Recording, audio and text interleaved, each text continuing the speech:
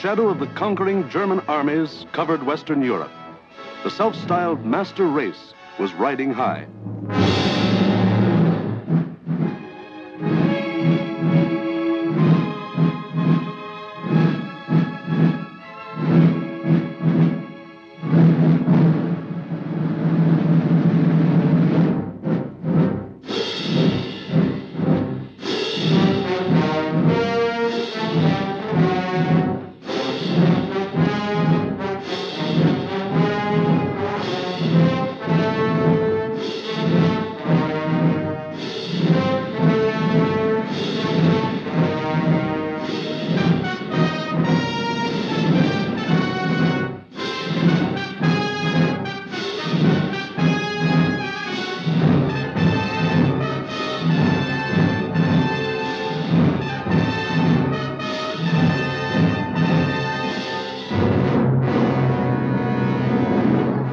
Adolf Hitler stood just as Napoleon had stood more than 100 years before, and looked across the English Channel to the one fighting obstacle that stood between him and world domination.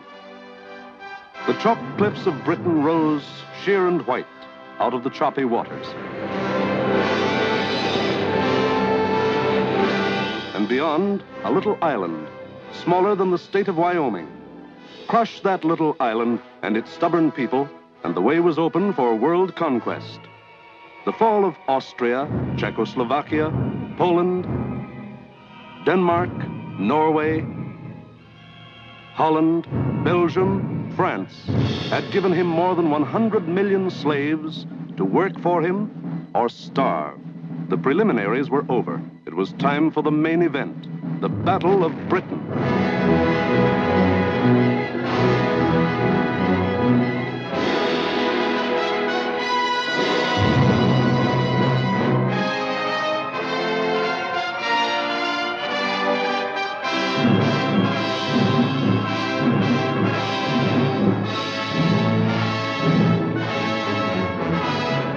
Hitler and his generals feverishly drafted their plans for the conquest of Britain.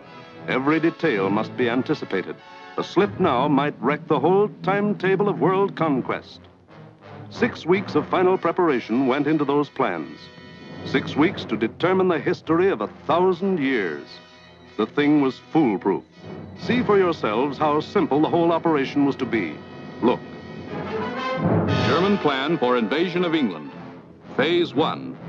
Knock out the Royal Air Force and its bases. Get control of the air and the sea lanes across the Channel. Follow the Blitz plan that had wiped out Poland, the Low Countries, and France. Destroy communication and transport lines. Above all, get command of the air. Phase 2. Pulverize the coastline with dive bombers. Drop parachute troops to take over the airfields and establish beachheads.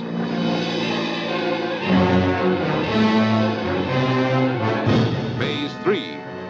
Actual invasion. Pour the German panzer divisions across in high-speed barges under an umbrella protecting fighter planes. Then send spearheads of armed might to divide, surround, destroy all opposition. That's all there was to it.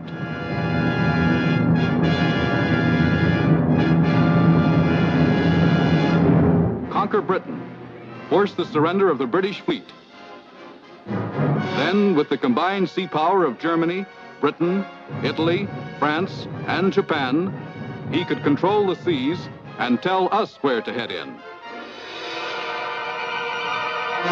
The torch of freedom flickered low. On the Channel invasion coasts, more than 100 fully equipped German divisions were singing the Nazi theme song, "We are sailing against England," as they waited the word from Hitler.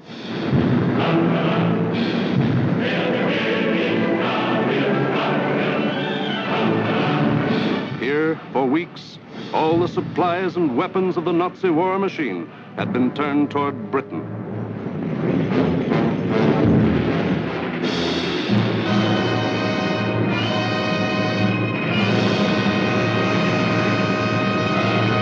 The the Nazi whale were set to swallow Jonah. And what about Jonah? How was he doing? Well, Britain also had an army, but it was an army dragged from the sea at Dunkirk.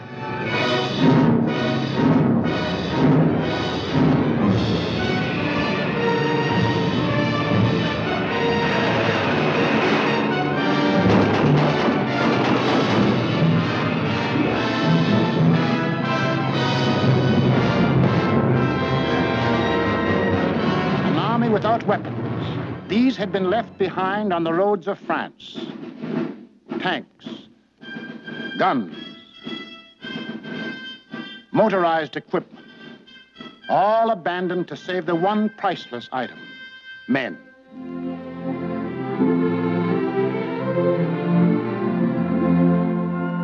In all of Britain, there was not enough equipment for one modern division.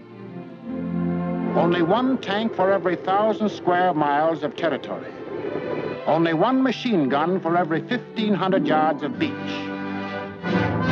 Britain had a navy, too, but it was scattered all over the globe, guarding vital food and supply lines. And the British knew it would be suicide to use their fleet in the narrow waters of the English Channel with the German Air Force in control of the air. Britain also had an air force. An air force outnumbered 10 to 1 by the enemy, both in men and machines. And then there was Britain herself, the people of Britain, the people who were to be terrorized and forced to surrender.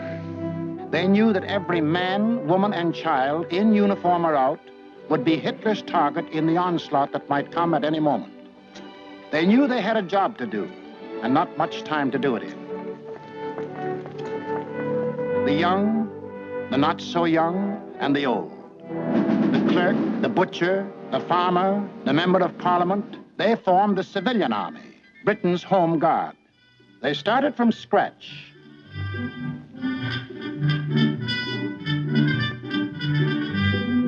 Experience, equipment,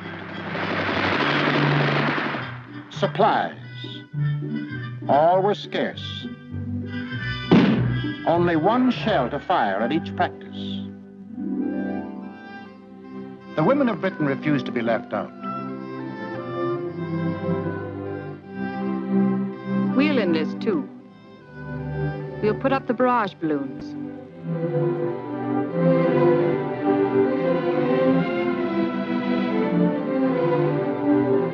Man the ack-ack guns. We'll run the railroads and get the trains through on time. Ferry the planes. Carry the dispatches. Drive the ambulances and run the buses. And we'll see that our men are fed and don't go hungry.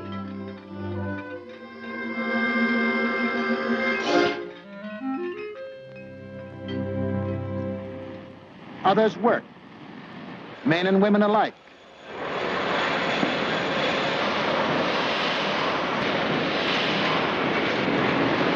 They worked full time, overtime, double time, 40 hours a week, 50, 60, 70.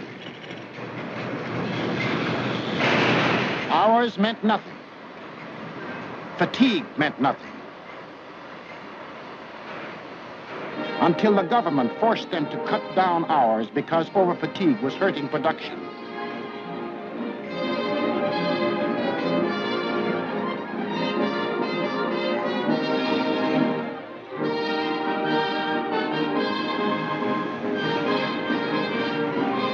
And when they weren't working, the men patrolled the moors for parachutists, blocked the roads, rehearsed invasion defenses.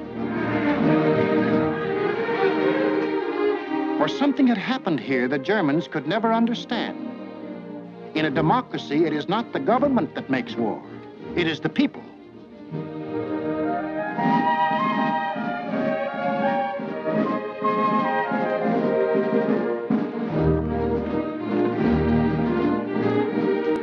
To lead them, the people had chosen Winston Churchill as their prime minister. And he spoke the words in every British heart when he said, "We shall defend our island, whatever the cost may be. We shall fight on beaches, landing grounds, in fields, in streets, and on the hills. We shall never surrender." This was Britain in its darkest hour. The people knew they were in for the worst the Nazi mind could invent, yet they didn't panic or run away. They patrolled and waited. They drilled and waited. They worked and waited. Waited for the terror they knew was coming. Then it came.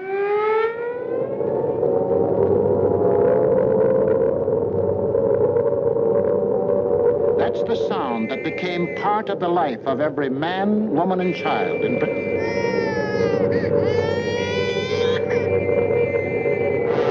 August 8th, 1940, and the battle for Britain is on.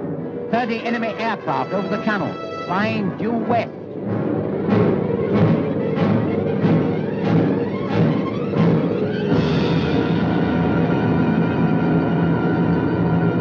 Here comes the Luftwaffe. In dozens of flights, hundreds of planes, bombers, fighters, dive bombers, across that 21 miles of channel, that 8 short minutes of water. Their first tactics were to bomb convoys in the channel. Convoys loaded with food and munitions, bound for the great port of London.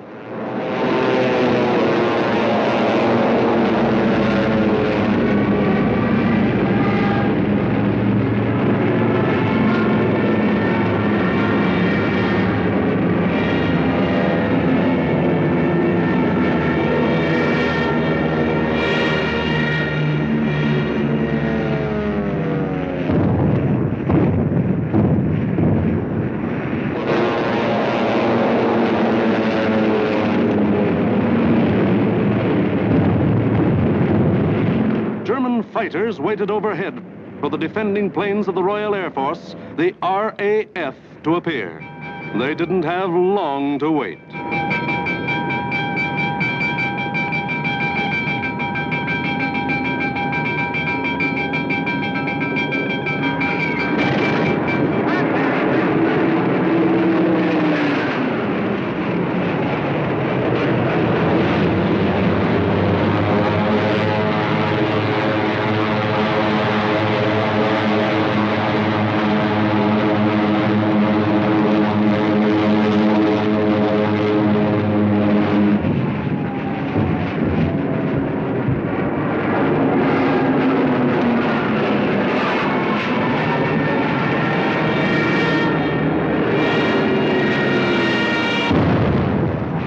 RAF came, facing odds of 6, 8, 10 to 1, and dove in, shouting the old hunting cry, "Tally-ho!"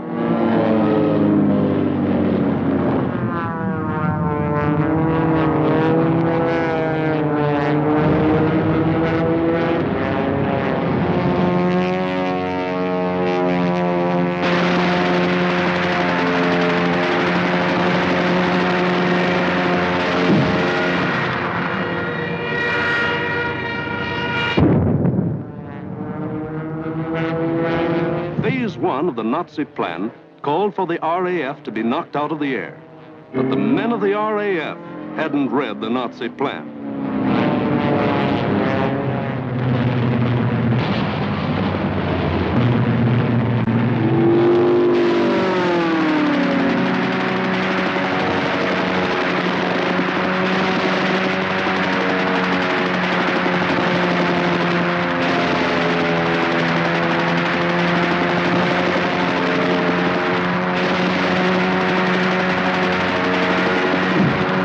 First 4 days, the RAF knocked 182 German planes out of the sky. For the next week, the Germans attacked the coast cities from the Thames River to Weymouth.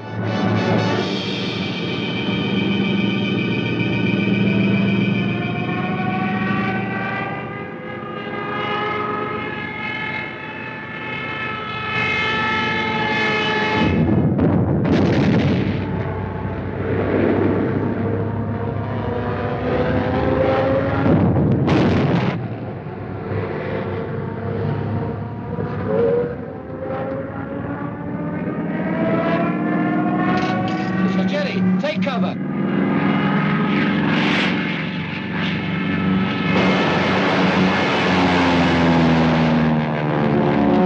Hitler.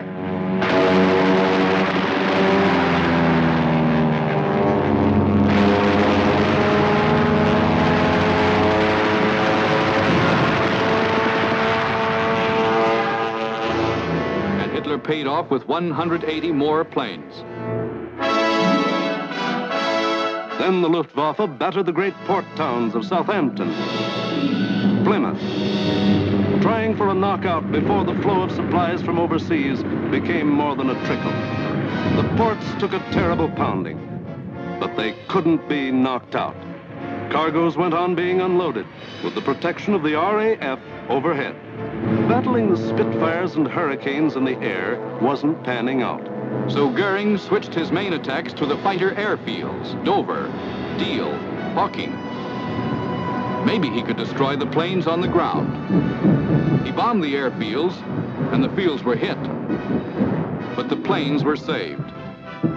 For Britain, unlike Poland and the Low Countries, didn't make the mistake of bunching its planes on the runways. The planes of the RAF were scattered and hidden, only a few on any one field, and those in the far corners. The Spitfires still went up to meet the enemy. In the first 10 days of the Battle of Britain, Goering launched 26 major attacks to get command of the air and lost 697 aircraft. The British lost 153, and 60 British pilots bailed out.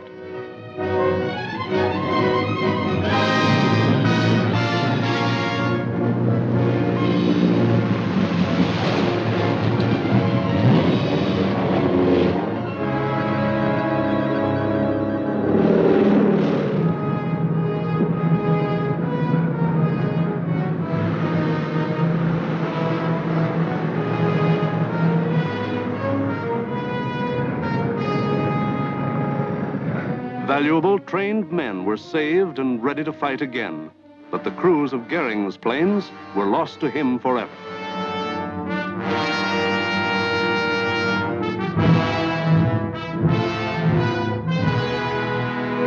The pace was too hot. Something was going haywire. The Nazis had to call time out.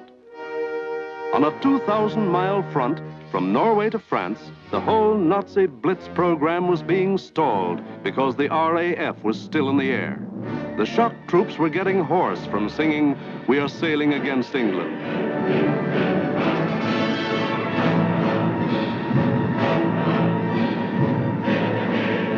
The long-range German guns were getting hot from throwing shells across the channel.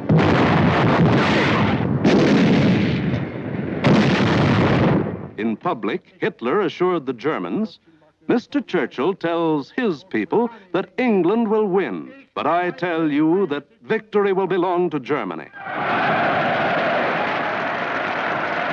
But in private, he sent for Goering, the boss of the Luftwaffe, and put him on the hot seat. Goering was told to do something and do it quick. So on August 30th, he ordered all-out attacks on inland aerodromes and industrial centers. Maybe he could knock out the RAF on the assembly line. And he adopted new tactics, too. More fighters and fewer bombers. Or maybe he just had fewer bombers to send. Anyway, those he did send were well protected. Fighters above at high altitudes. Fighters on both sides. Fighters in the front and in the rear. Fighters weaving in and out of the bomber formations. Britain, winner of the first round, was ready with higher morale and sharper defense. Improved listening posts were set up all along the coast and warned of the enemy's approach before he left the continent. A quick flash from the control station to the fighter station, and pilots were on their way to meet the enemy while he was still over the channel.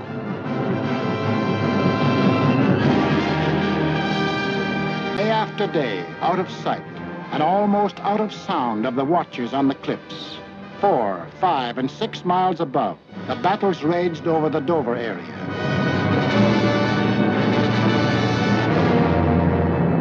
The Dover area became known as Hell's Corner. By sheer weight of numbers, the enemy again and again broke through the coastal defenses.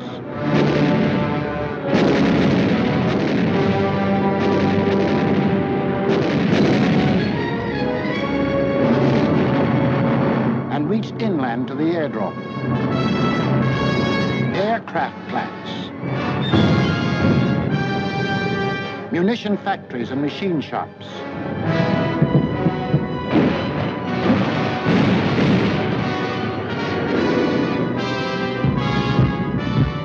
Hello, gunfire in the southeast. Right.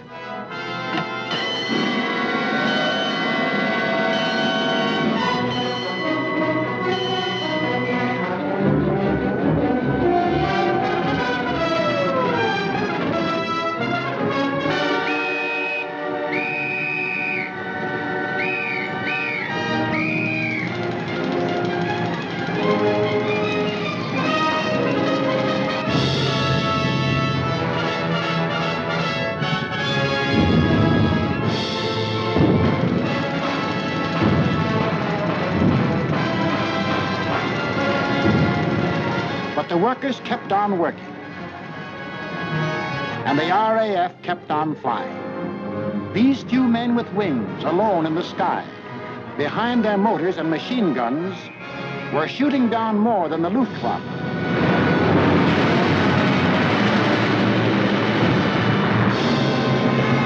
They were smashing the whole Nazi plan of world conquest.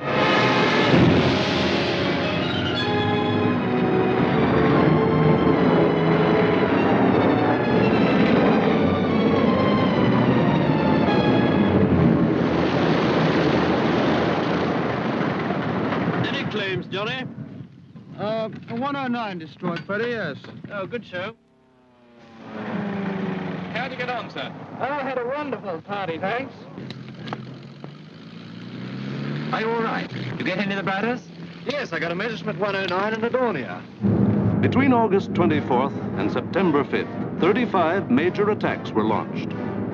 They cost the Germans 562 planes, while the British lost only 219 planes and saved 132 pilots. Invasion plans were going completely haywire. The Nazis were blind with rage. The German mind has never understood why free people fight on against overwhelming odds. Hitler now knew he was superior in every weapon except the weapon of spirit. So he told Goering, break that spirit, crush the people, crush the spirit of democratic life itself. Invasion now would have to wait. The Nazis would avoid the RAF and smash the great city of London into the rubble heap they had made of Warsaw and Rotterdam. Could London take it? Even the people themselves didn't know the answer. The defenses they trusted in were London's hastily assembled anti-aircraft, the Ack-Ack guns, the balloon barrage which kept the raiders at high altitudes, the Royal Air Force, now down to its last reserves, and the plain, downright guts of the people.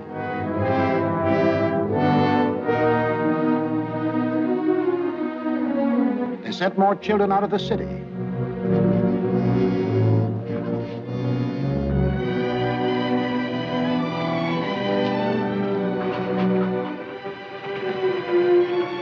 Tightened air raid precautions, stationed more airplane spotters, rehearsed firefighters, moved into bomb shelters.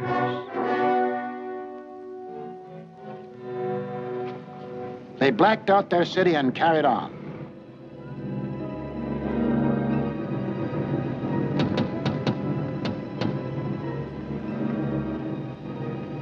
The first blow, aimed to crush the British spirit, came on September 7th.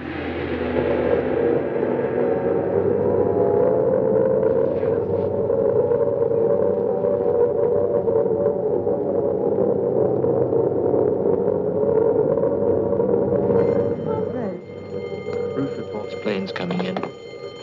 Control room speaking. Customers and staff will now take cover in the basement. Please do not run, but keep moving. Down the stairs, or you can use the escalator.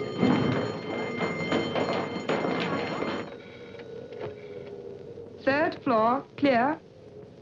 Second floor clear. First floor, clear. That day, when 375 German planes came roaring up the Thames River, the Battle of Britain became the Battle of London. The Germans broke through the charge of Hurricanes and Spitfires that went out to meet them.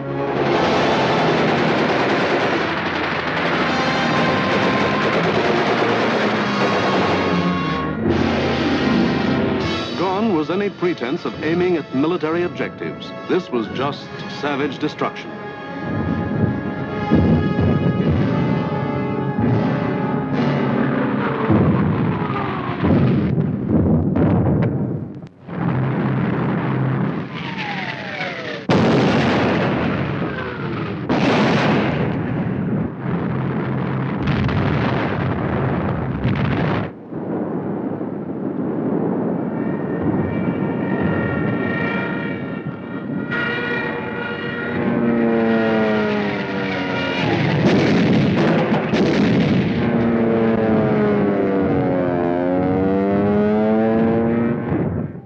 Bombs fell alike on the homes of the East End poor and the Mayfair rich, on shops, hospitals, churches. For 28 days, the Nazis were to drop everything in the book on the city of London. Tons upon tons of high explosives, delayed action bombs that exploded days later, torpedoes that sheared away whole buildings. And underneath the war in the air, the war of the man in the street went on.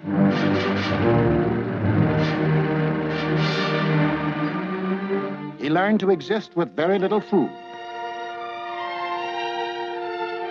He forgot what it meant to have a night's sleep, spending most of his time underground in the damp and dark and cold. Hello, Mrs. Fox. You're here early tonight. Well, I'm on the safe side, aren't I? I think that'll be all right now. Yes, that's grand.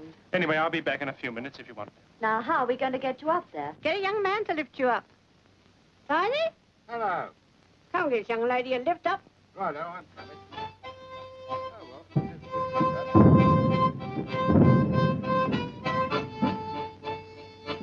The air raid wardens stayed at their posts. Doctors and nurses worked on steadily as the bombs crashed all around them. Rescue squads labored night and day. Hey, Gordon, I found her. Is she dead? I'm afraid so. Firemen said, nuts to the bombs and battled to put out fires. This was life in the Blitz. Against all the rules of Nazi warfare, Britain was refusing to crumple up. Across the Channel, the enraged Goering took personal command of the operations.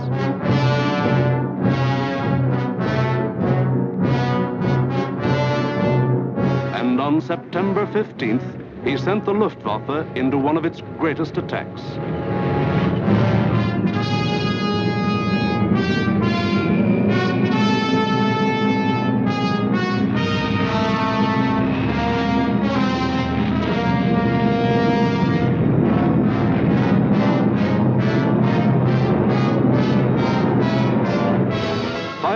German bombers and Messerschmitt fighters roared over the English coast. Starmouth calling. Planes heard 3 miles southwest. Watch out for hostile planes approaching from the southwest. The British met the challenge by throwing in everything they had.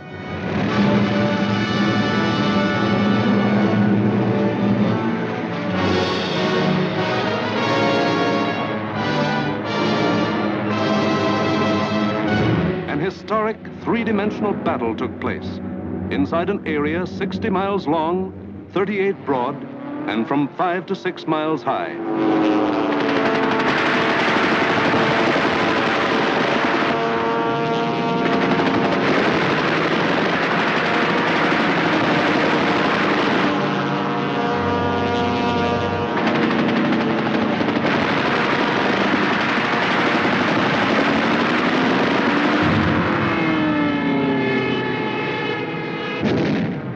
100 individual dogfights took place within the first 30 minutes of the raid.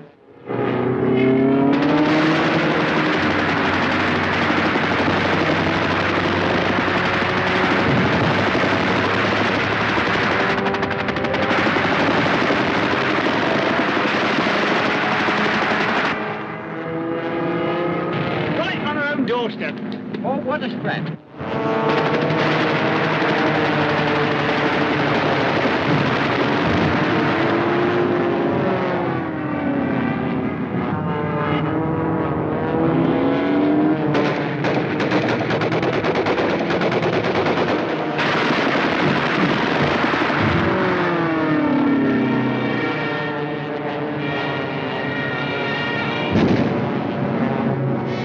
Center calling London 1. Thank you, Center. We'll keep a lookout for them.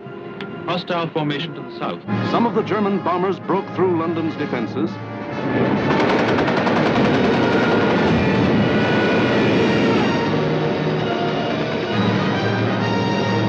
And reached the center of the city.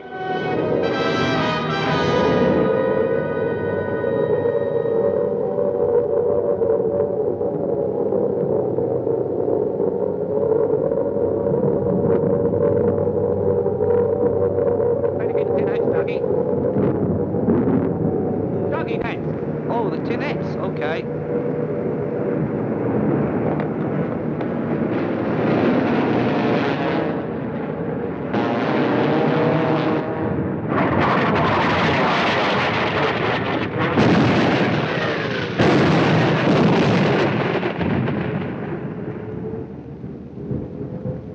Doggy!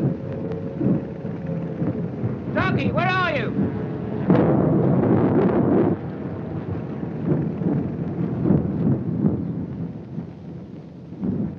Blimey, I thought they'd got you. Who, me? Nah, I had me fingers crossed.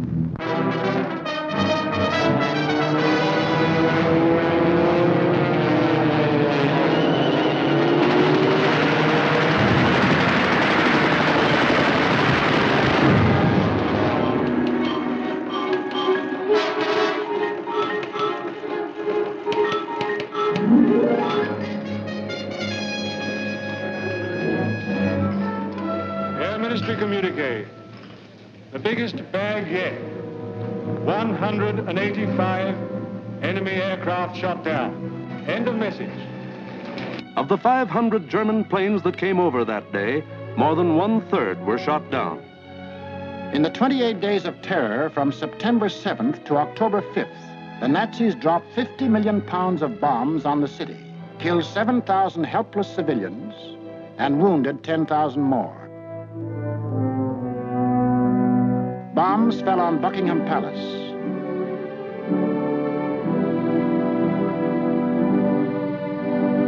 Westminster Abbey,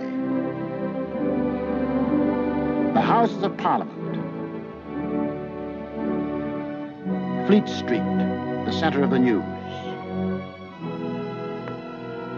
St. Paul's Cathedral. Bombs blasting the historic past out of the lives of Englishmen.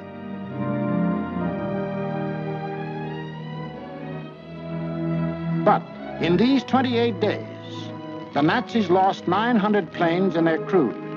The more they sent over, the more were shot down. The British Spitfire had proved to be one of the deadliest weapons ever put in the hands of man.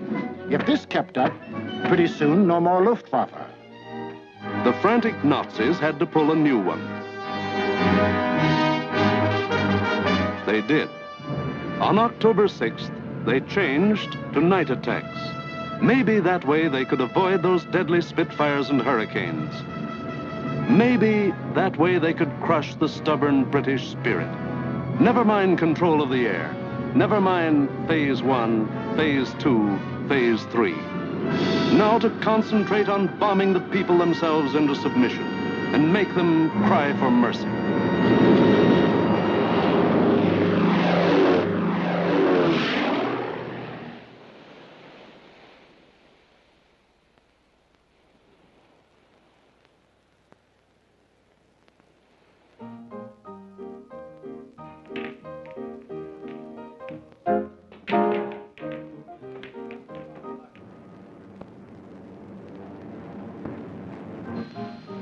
Hostile raid, sir.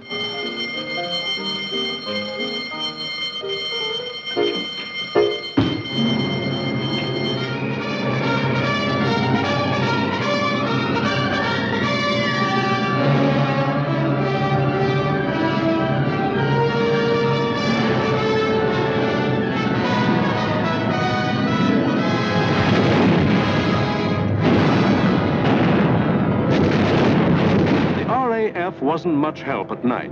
This was just German bombs against British guts.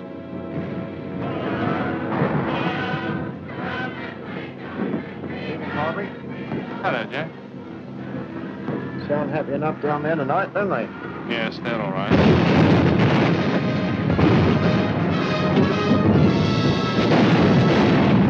The great docks of London were left roaring infernos. Homes were destroyed by incendiaries. Business blocks were aflame. And still the people of London took it. Night after night, they burrowed underground. And morning after morning, they dug themselves out of the wreckage.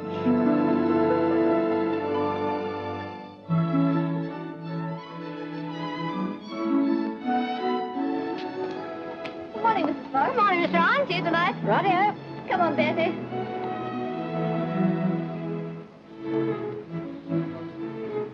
Would you like to sit down? Thanks. Morning, Mr. Arne. Sleep well? Fine, thanks. Wasn't it a quiet night? What about the one that came down about 2? No, I didn't hear it. Did you? No. Oh, we're getting used to them around here.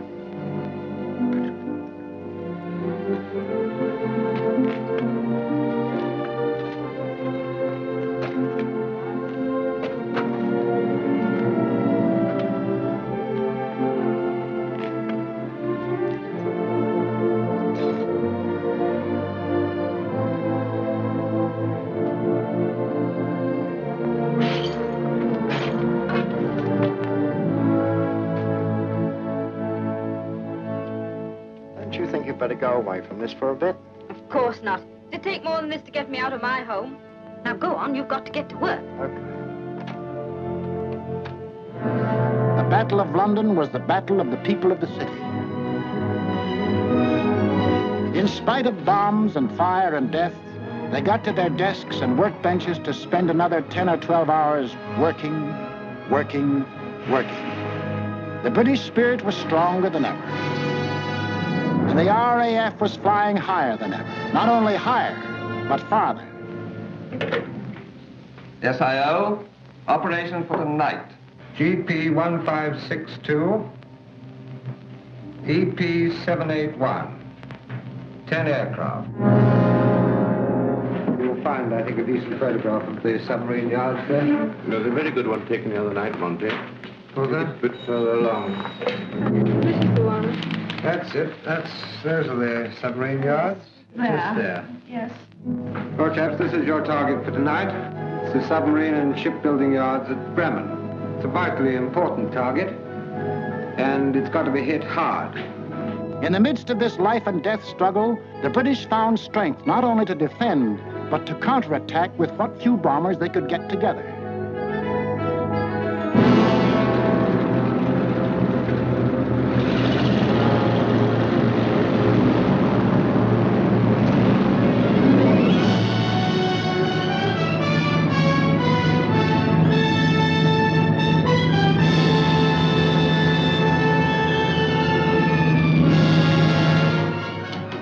Charlie airborne, sir.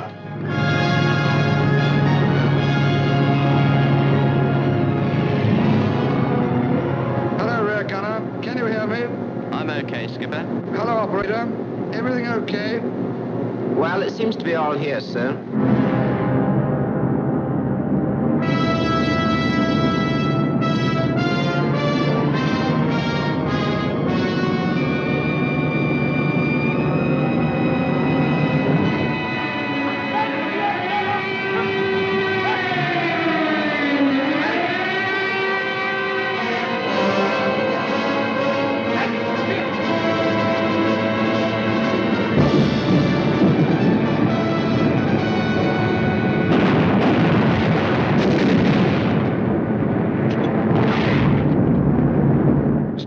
fly. I'm going in a glide.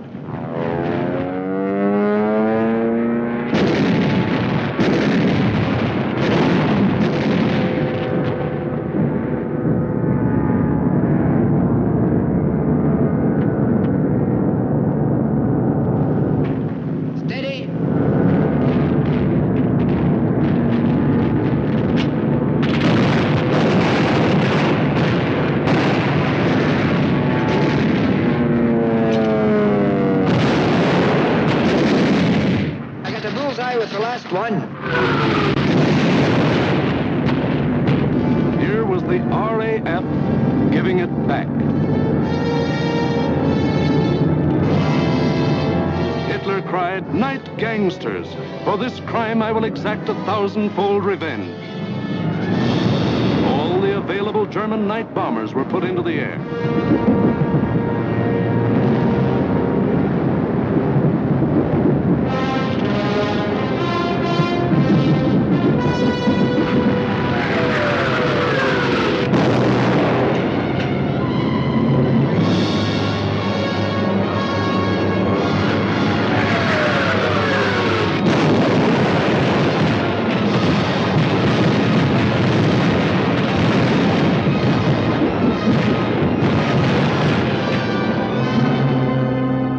Thousand-fold revenge was Coventry.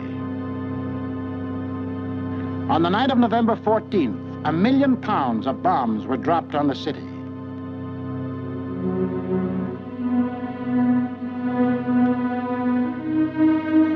Coventry was smashed as flat as Warsaw and Rotterdam.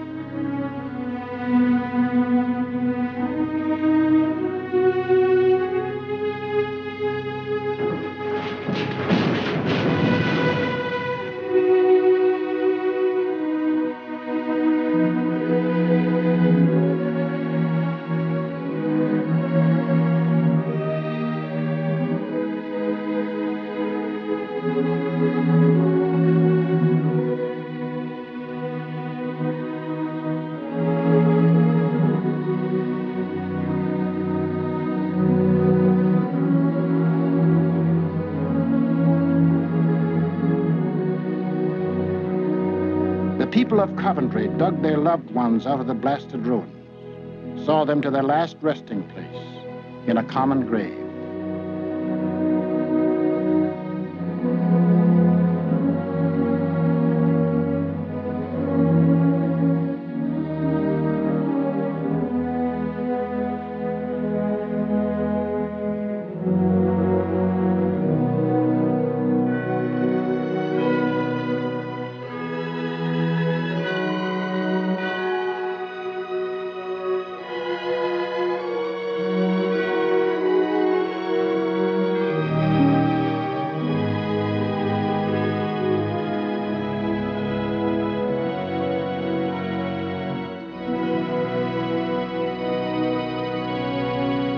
Hitler could kill them, but damned if he could lick them. They went back to their lathes and machines, for they knew the machine bench was as deadly a weapon as the rifle.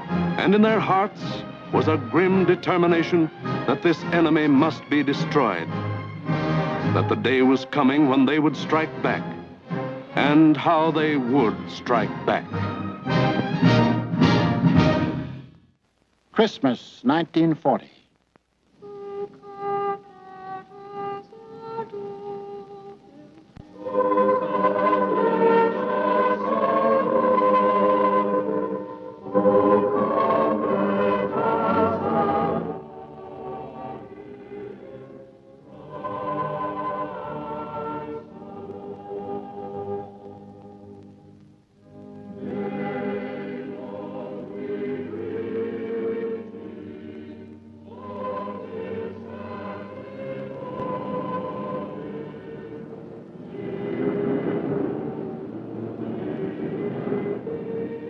Christmas, season of peace on earth, goodwill toward men, was the ironic quiet before Hitler's great burst of rage against a people who couldn't be licked.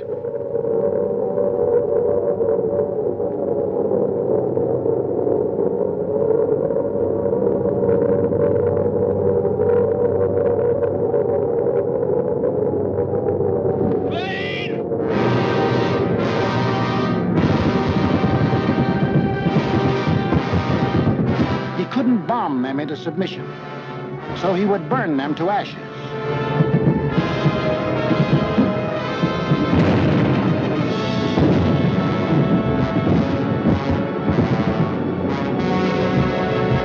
Millions of firebombs rained down on the great city of London.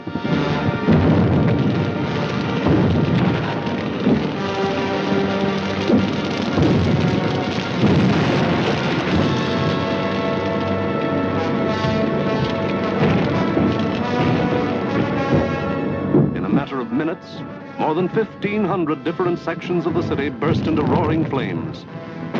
Flames that swiftly merged into the greatest fire in recorded history.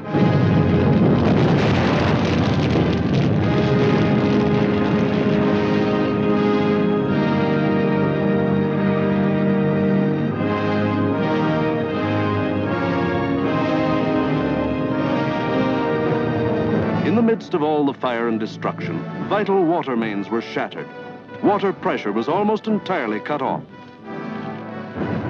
Heroes of the night were men of the London Fire Brigade who stretched temporary hose lines out to the center of the Thames River, struggling through mud and slime. For the Nazis had carefully picked a night on which the Thames River had one of the lowest ebb tides on record.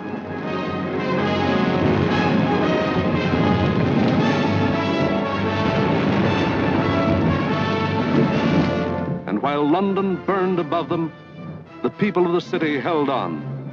Chin up and thumbs up. They knew this was the people's war, and they were the people.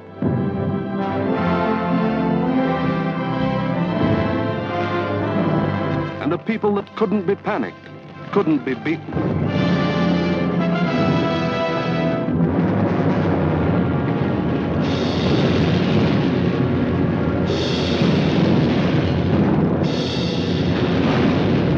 In the months to come, the British were to suffer many such bombings and burnings. But a nation that calls on cold courage when hot courage runs thin may die, but it can't be defeated.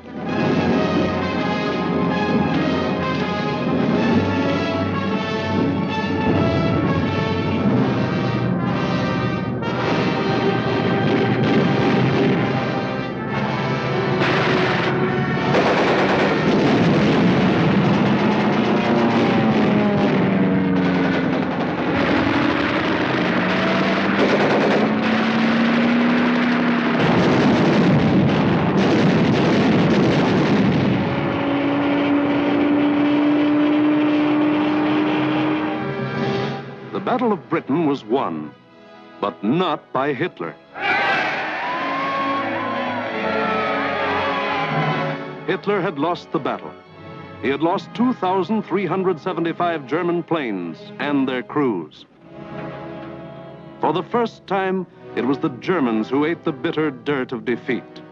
Gone was the legend of their invincibility. For a solid year, the Nazis struck Britain with all their might.